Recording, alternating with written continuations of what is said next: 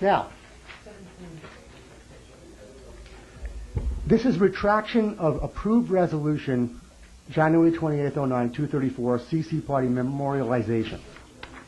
Whereas resolution 12809-234 of the Business Administrator's Report provided a de novo legal fix to the Clifton BOE's prior action in January 2008 in allowing a private party to be held at CCMS without proper legal resolutions, prepared or prior presentation to the Facilities Committee for initial review as standard BOE policy dictates, and whereas the fact that all facility rental fees were waived because the person renting the facility was a former BOE employee, no custodial fees were paid for the past year related to this event and invoiced in the amount of $970, and a final resolution be prepared and full board public vote be taken and recorded in the official minutes.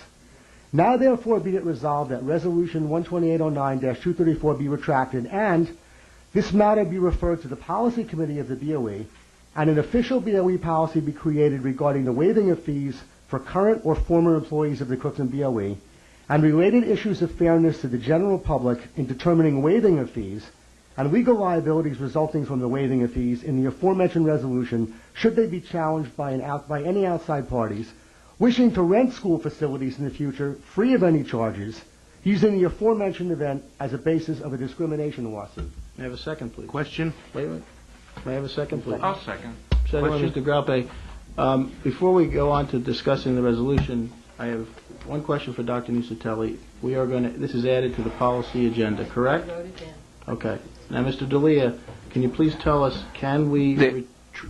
Pachel move to retract a previously voted upon resolution if he is in the losing or negative side? I'll play it the simplest way. I'll read what I gave to all board members yesterday, including Mr. Pachel.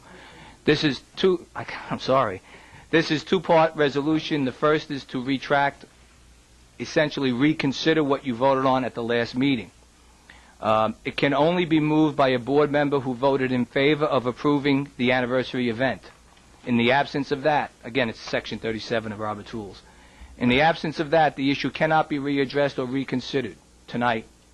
Certainly, board members, including Mr. Pachel, are free to speak out on the vote from the last meeting and criticize it if they'd like. The theory behind this reconsideration rule is that any one board member or a minority on any issue could continue to demand votes on the very same topic, meeting after meeting, simply because they are unhappy with the original vote. This reconsideration rule is intended to prevent that type of atmosphere and is intended to permit a majority of the public body to continue moving forward with other board business without having to re-argue a matter over and over again simply because one person or a minority of the public body is unhappy with the results.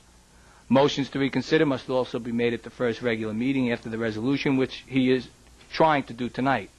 However, as per Section 37 of Robert's Rules, he was not a member of the prevailing party at the last meeting. It can't be moved by him.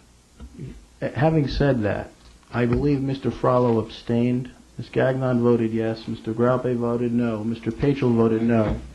You voted on it? I think you did, yes, sir. To approve the party at CC? I think you voted no. Ms. Renta voted yes. Mr. St. Clair voted yes. Mr. Tayan voted yes. And Mr. Trayer voted yes. The yes votes. Does anyone want to take this motion and make it and have it seconded for discussion in light of Mr. D'Elia's legal opinion? Do I have anyone that wants to take the place and move this motion? Seeing none, I call the motion out of order and we move to executive session.